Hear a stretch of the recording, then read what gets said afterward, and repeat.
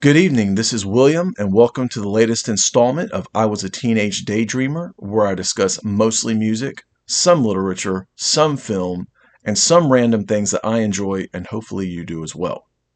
Earlier today, I posted a video celebrating the 50th anniversary of my favorite film, Jaws, even though it was a week and a day late, came out on June 20th, 1975.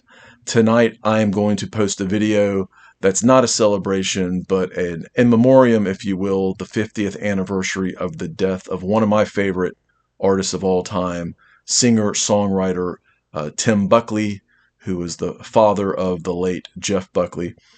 Tim Buckley was born Valentine's Day, 1947, and died 50 years ago today in 1975. So for those of you not familiar with who Tim Buckley was, as I said, he was a singer-songwriter.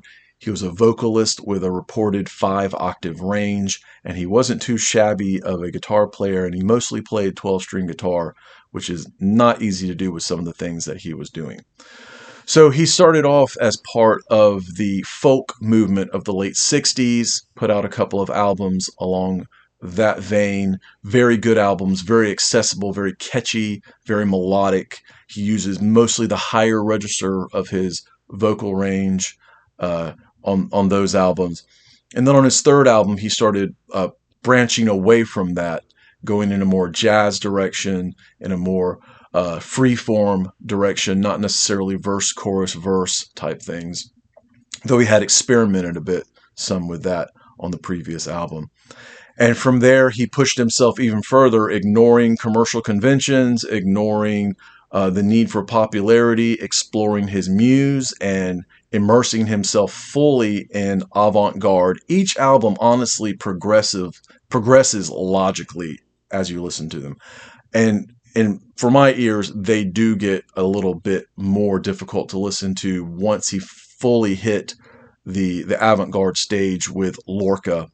It's an album I own. I've had it for years. I've listened to it several times, and it has never clicked with me, and I don't know that it ever will. However, I do appreciate his vision, what he was trying to do, and I will say that many of these songs on these mid avant-garde albums that are a little difficult to listen to, when you see them performed on videos on YouTube, I understand them a lot more, and it's nice to see his genius at work live in concert, if you will. So after a couple or so albums that are fully avant-garde, he started pulling away from that. He worked his way into maybe a white funk or Philly soul type era. Some people called it sex funk. Greetings from LA would have been the best album from that, and then he had a couple more after that. Before he passed away. And, when he passed away, it was on a high note. He had just completed a brief tour, a sold-out show at a medium-sized venue or so, 1,800 people in Dallas, and was celebrating that when he unfortunately passed away from what was probably some sort of a heroin or barbiturates overdose or something. Be that as it may, his legacy has grown over the past 50 years. I've been listening to him for at least 30, and discovered him with friends, and I've just really loved him. He's probably got as many compilation albums of alternate takes and unreleased tracks and things like that, and then live albums as he did regular albums. And again, his popularity has grown and grown and grown, and it's sad. If he could have maybe pulled himself out of the mire of this less artistic period towards the end and recreated himself into something else. I mean, he was definitely almost not going to go back into the folk heyday, because that wasn't where he was anymore. By his late 20s, he was trying to do something more. So I just want to discuss a few albums throughout his career. And I will start with the one that's his last album from 1974, and the one that is usually the most maligned by critics especially, and fans often understand where the critics are coming from, but because this is Tim Buckley, there's still a lot of merit here, and it's 1974's Look at the Fool. This is a very, very battered original copy that I've had for several years now. And AllMusic famously gave this album 1.5 stars and said that the album was aptly titled. It's really frustrating to me.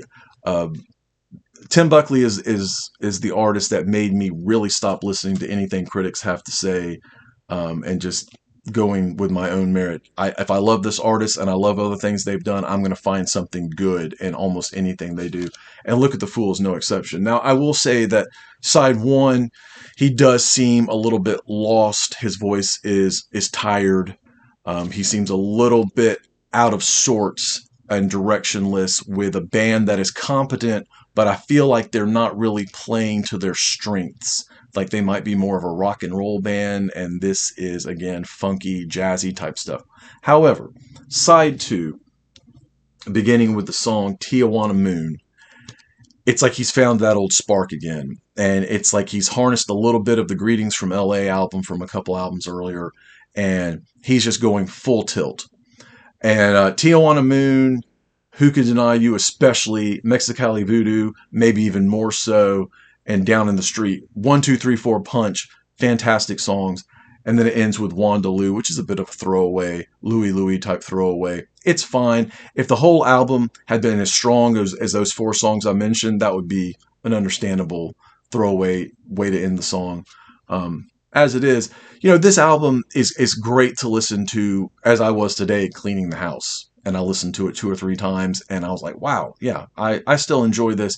But is it as memorable as some of his other stuff? No. And sometimes that's the difference between a pleasant listen and a great album, is if it sticks to you or not. But Look at the Fool, 1974, definitely worth a listen for anyone who is a fan, but for whatever reason has avoided this because of stupid reviews.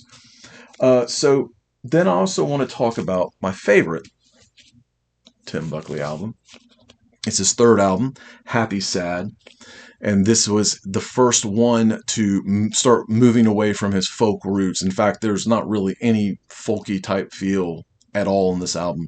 It is 6 songs, mostly very long suites. The shortest song is "Sing a Song for You," which is, I take that back, is a bit folky. It's the last song on here. It's just over 2 minutes long, and it's a nice little ditty. Better in live versions out there somewhere. But the rest of them are long workouts, anywhere from 5 to over 10 minutes long. Vibes all over the place, ocean swells all over the place. He does not pick up the pace at all in any capacity. And again, this is not verse, chorus, verse. This is mood music.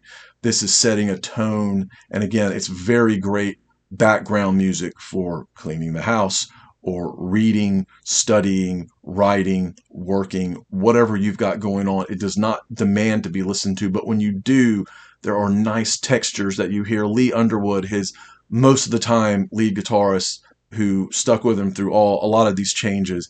He's all over the place, weaving in and out with different melodies and counter melodies and things like that. And this is a beautiful album, and it comes on a really cool, this is of course a reissue, red vinyl. So my favorite. And then I think the two that would be the ones to start off with, if you're not true. I mean, there are some compilations out there where you get a little taste of everything, but I like to just dive into an album. So either his second album, Goodbye and Hello, from 1968. Yeah, I think so. And some political stuff on here. No Man Can Find the War. But then a lot of just heartbreaking songs. I Never Asked to Be Your Mountain, which was written about his son Jeff, whom he really only met one time when Jeff was probably 6 or 8 years old, something like that. And he was very proud to have him around. But, that was the only time they ever connected.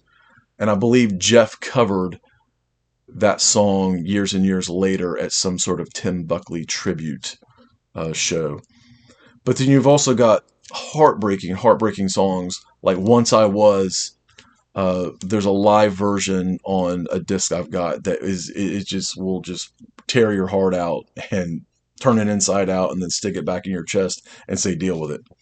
The beautiful Phantasmagoria in 2, Pleasant Street, which is just rambling, and it's as close to rock as you're going to get from him ever. And then closes off with Morning Glory. A couple of these songs would be great to play at my funeral if any of you were around when I kick it, whenever. They're just melancholic and haunting.